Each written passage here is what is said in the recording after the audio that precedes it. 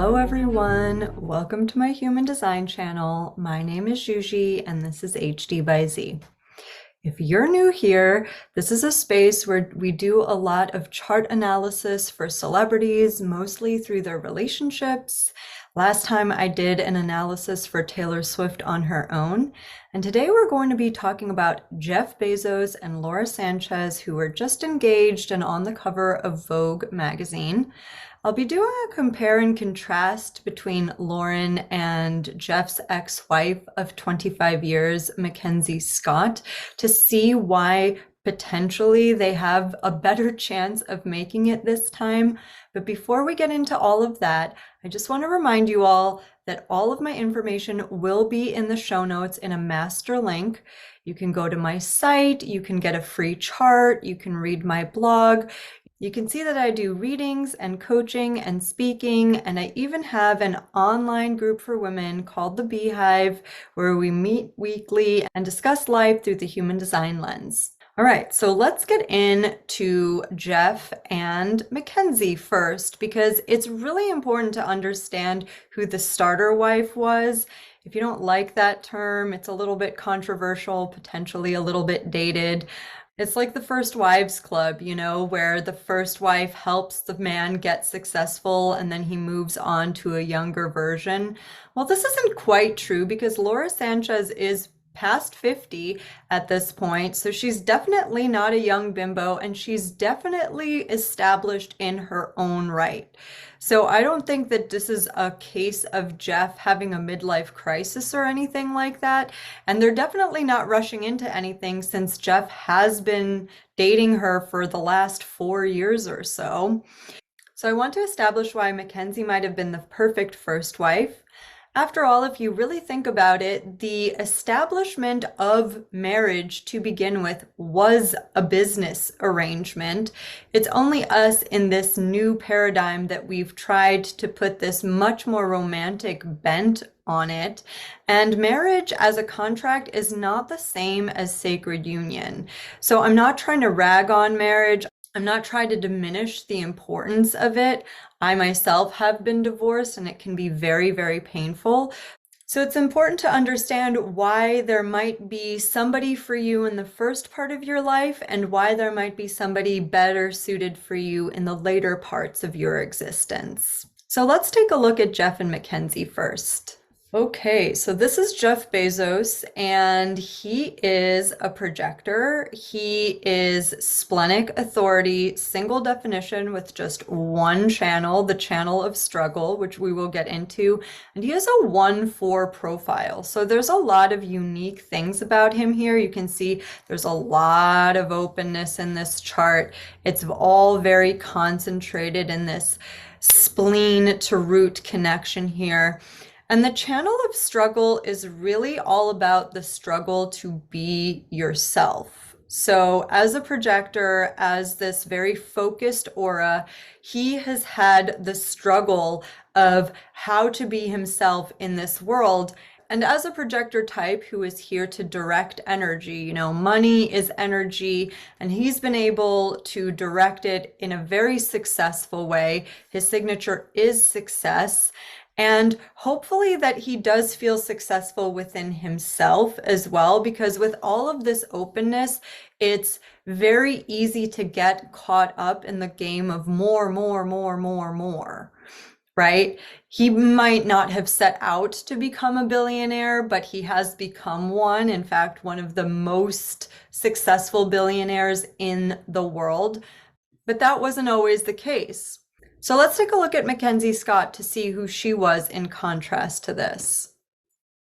All right, so this is Mackenzie Scott, and what they have in common is that they are both single channel, single definition beings.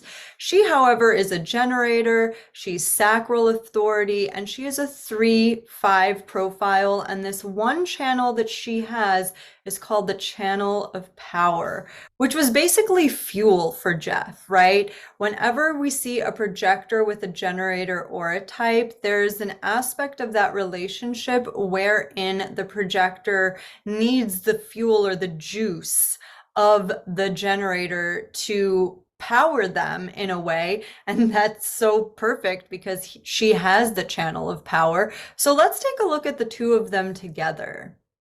So this is Jeff and Mackenzie together. And I don't know if we've ever even seen this on this channel. They are 6 and 3, better to be free. Yes, that's the little jingle that goes along with this connection chart because they have 6 defined centers, but they have 3 open centers together. And the 3 centers they happen to have open is what Ra used to refer to as the Heartbreak Hotel. These are the top rated, not self-theme open centers to have, which have their biggest dilemmas. But they do have 1, 2, 3, 4, 5 electromagnetic connections together, which is nothing to sneeze at. And I believe that all of these incredible connections that they have are perfect for business, especially this channel of transformation, which is all about taking raw material, raw energy, and transforming it into something plausible. They also have the channel of structuring. You need a lot of structure in order to create the kind of empire that they did. There's a lot of judgment happening between the two of them, which is really good if they're pointing it outwards and not into the relationship, judging what isn't working and course correcting when necessary. And then they have this channel of maturation together, the 5342, which is all about cycles. It's all about the cycles that they go through having a beginning, a middle, and an end. And it seems that they were able to understand when their cycle had come to its natural end. And I just want to point out that a 6 and 3 better to be free relationship is all about being independent within the relationship, not to mention that they are both single definition. So there's an aspect of, Jeff needing to do what he does, having the supportive partner, having somebody to bounce things off of, but ultimately getting to do his own thing in the relationship. And that is what's necessary if you want to become the CEO of a multi-billion-dollar business. You can't have somebody in your ear at home nagging you all the time, being like, why don't we spend more time together? Why don't we, connect more? Well, because we just literally don't. So as in a business agreement between these two people, I believe that it's really quite functional, and you can see that they have all 3 channels from the root to the spleen, and she has this other splenic connection. So they were running on instinct with this. Amazon was built all on instinct. Who would think that an online store that sold books was going to become this juggernaut in the world of business? But here we are. So 25 years later, they got a divorce. Mackenzie is sitting pretty with $38 billion, billion with a B. So she's sitting pretty. I know that she's already been married and divorced since then, but Jeff has been pretty consistently single until he met Lauren Sanchez. Let's take a look at her chart. All right, so this is Lauren Sanchez, and this is a lot more juice for Jeff, right? We've got this gorgeous solar plexus motor. We got this love and direction, this throat connection, this mental process that she's got going on. It's a lot more compelling and interesting potentially for him. So Laura's a manifesting generator. She's triple split, which is interesting because single definitions and triple splits tend to gravitate towards one another, similarly to single definition people who need to be very independent. And then there's the solar plexus definition, this emotional authority that's so attractive usually to those who are open, even though it can be challenging at times. But, at this stage in his life, maybe Jeff wants a challenge. So here is the two of them together. Now, this is an 8-1 have some fun relationship, and it seems like they are having a really good time. They have 4 electromagnetic connections together. They have an emotional connection, which is a lot sexier than any of the connections that he had with Mackenzie. They still have this channel of transformation together, so there's still that aspect of building. The channel of judgment appears again, so they still have all of those 3 channels going, but then they have the other end as well, this spirited emotional connection together.